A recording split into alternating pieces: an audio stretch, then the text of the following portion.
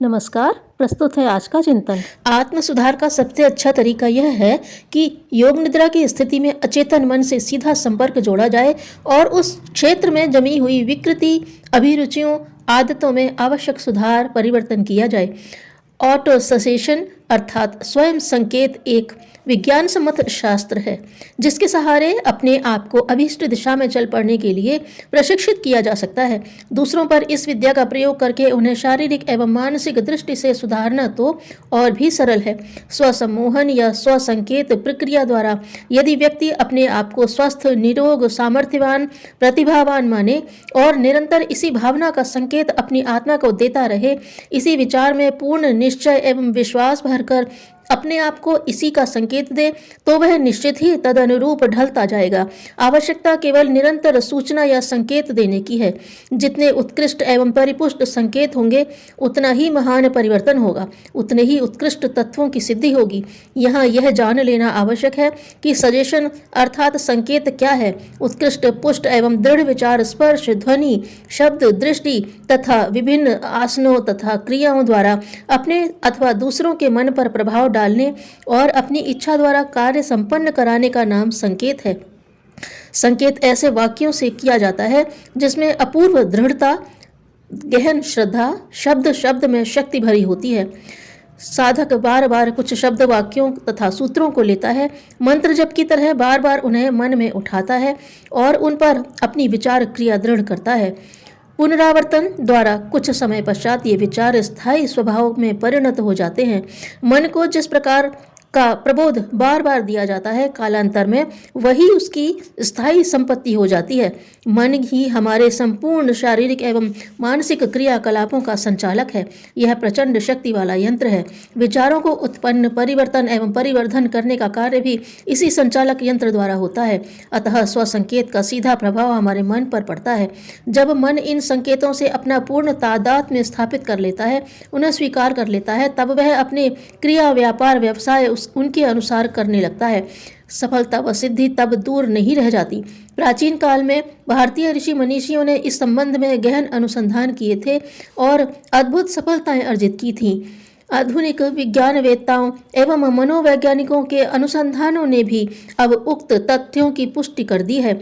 शरीर विज्ञान और मनोविज्ञान की दृष्टि से क्या क्या परिवर्तन देखे गए हैं, इससे हमारी जागृत आत्मा, जागृत चेतना के गर्भ में अन्य परतों तक पहुंच कैसे संभव है, इस संदर्भ में विख्यात लेखक एवं मनोवैज्ञानिक चार्ल्स टी टॉट ने अपनी कृति ऑल्टर्ड स्टेट ऑफ कॉन्शियसनेस में विस्तार पूर्वक उल्लेख किया है।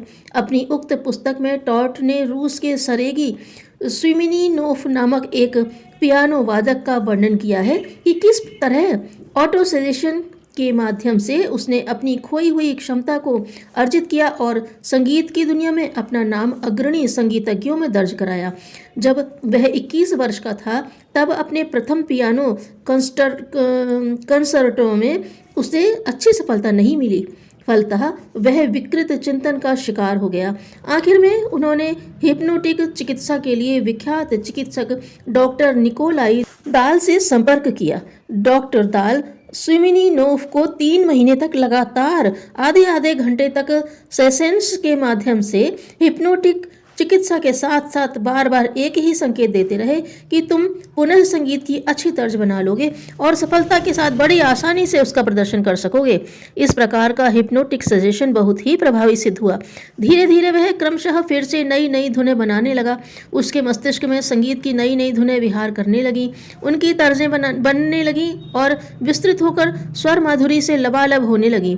सन 1901 में स्विमिनीनोफ ने मॉस्को में आयोजित एक पियानो और ऑर्केस्ट्रा प्रतियोगिता में भाग लिया और पुरस्कार तथा प्रशंसा अर्जित की।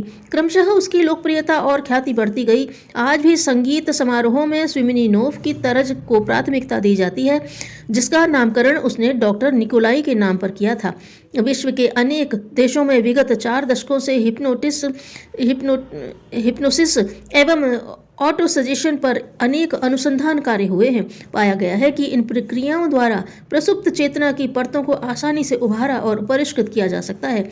विश्व प्रसिद्ध मनोवैज्ञानिक ऑल्डुअस हक्सले के अनुसार मनुष्य का चेतना क्षेत्र समुद्र की तरह गहरा और विशाल है। उसकी अनेक परतें हैं। ऊपरी सतह से नीचे उतरने पर पाई जाने वाली इन परतों को अचेतन, अवचेतन, सुपरचेतन की परतें कहते हैं। सक्रिय मस्तिष्क को निद्रित कर देना और अचेतन को क्रियाशील बना देना सम्मोहन एवं स्वसंकेत द्वारा संभव है।